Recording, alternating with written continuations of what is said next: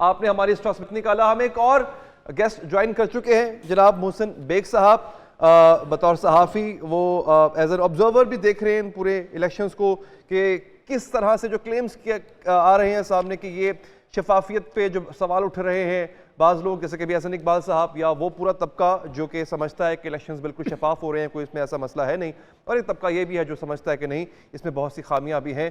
तो उस पर हम बात करेंगे जैसे हमारे साथ स्क्रीन पे आते हैं उनसे बात करते हैं। बट इजाज़त दीजिए दो चीज़ें अर्ज़ कर लूँ मैं, फहाद साहब और मालिक साहब की तवज्जो के साथ, बाकी पैनलिस्ट की राय भी इसमें अगर आप ऐड करें।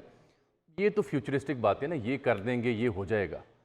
असल अलमिया इस वक्त ये है कि क्या इंतखाबात के बाद कल जब नताइज आ जाएंगे, नई हुकूमत बन जाएगी, क्या मुल्क में सियासी इस्तेहकाम आ जाएगा?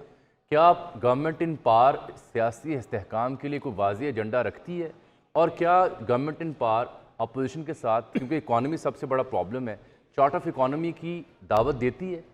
ये अच्छा, ये नारा अब तक सिर्फ एक जमात ने लगाया। जामी साहब, मोहसिन बेग साहब बहुत शुक्रिया सर कि आपने वक्त निकाला। जामी साहब ने जो सवाल किया, चलें उसी को डिस्कशन का हिस्सा बनाते हुए आगे चलते हैं। अब तक एक जमात है जो पीपल्स पार्टी, जिसने ये नारा लगाया है कि वो सियासी कैदियों को के साथ थोड़ा सा नरमी का रवैया बरतेगी, सबको साथ लेके चलेगी। तो आप ये समझते हैं कि इन इंतखाबात के बाद जिन पर सवालात भी उठ गए हैं, एक ऐसा इस्तेहकाम, सियासी इस्तेहकाम जिसकी पिछले 2-3 साल में हमने कमी देखी है और वही वजह बनी है कि हमारा इकोनॉमिक स्टेबिलिटी भी हम नहीं ला पा रहे हैं, डू यू फोरसी? बहुत शुक्रिया अली हैदर और फहद साहब और मालिक साहब। पहले तो आपको मुबारक हो नए चैनल और इसकी रीवैम्प का, बहुत अच्छा एडिशन है माशाल्लाह।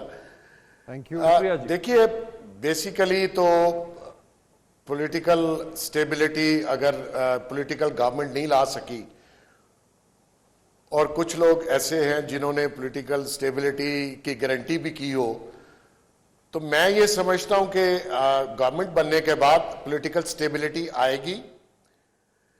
और जो अभी मैनिफेस्टोज में सुन रहा था PMLN का, और बाकी मैंने पीपल्स पार्टी का भी देखा और हर जमात का देखा, अलमिया यही है कि ये अपने मैनिफेस्टो पे रहते नहीं है।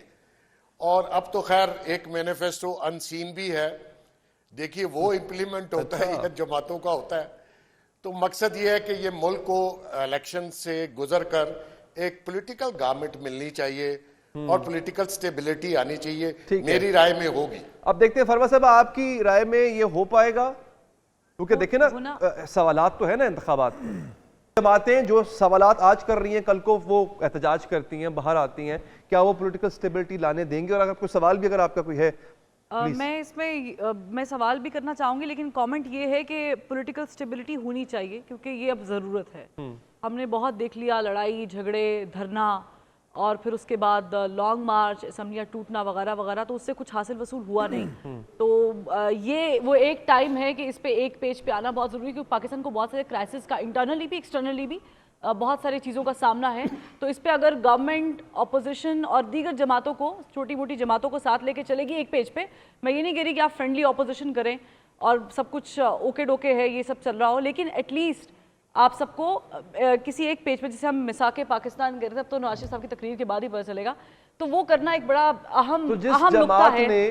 जिस जमात ने ये दाग बेल डाली थी, रजी साहब, उसने कुछ सबक सीख नहीं लिया होगा वैसे अब तक? ये मैं मोहसिन भाई से पूछना चाह रहा हूँ कि मोहसिन साहब, एक पॉलिटिकल पार्टी इस वक्त कैंपेन चला रही है कि वोट डालो और खान को बाहर निकालो, वोट डालो खान को निकालो, खान को निकालो। अब पता नहीं किधर को कढ़ना है, लेकिन कढ़ो बाहर कढ़ो।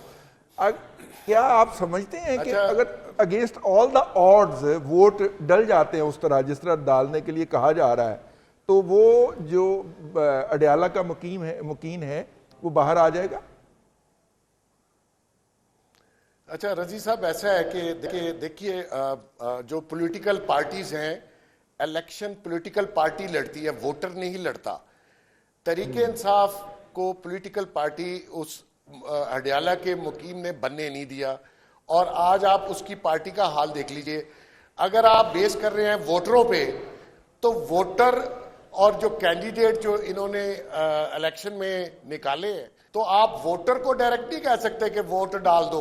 वो किसको वोट डालेंगे? वो पीटीआई का कौन सा फेस बाकी बचा है जिसको वो जाके वोट डालेंगे? और आज मैं खान की सिस्टर को सुन रहा था हडियाला जेल के बाहर, उन्होंने कहा जी कंप्यूटर नून लीग ने हैक कर लिए, और साथ ही कहा कि आपने पैरा देना है वोटों का। भाई अगर हैक हो गए तो पैरा किस चीज का? और दूसरी बात रजी साहब, ये जो वोटरों को पैगाम दे रहे हैं ना, ये पॉलिटिकल पार्टी और उसके कैंडिडेट और उसके जो तंजीम होती है वो जाके वोटर निकालती है और वोट डलवाती है। आप जेल में बैठ के उनको कह रहे हैं मुझे वोट डाल दो, ये होना नहीं। और दूसरी बात यह है कि काफी अरसे तक वहां के मुकीम रहेंगे, फिलहाल तो बाहर आने का कोई तुक नहीं बनता इनका। अच्छा, तो वोट भी इतने नहीं डलने जितने ये सोच रहे हैं।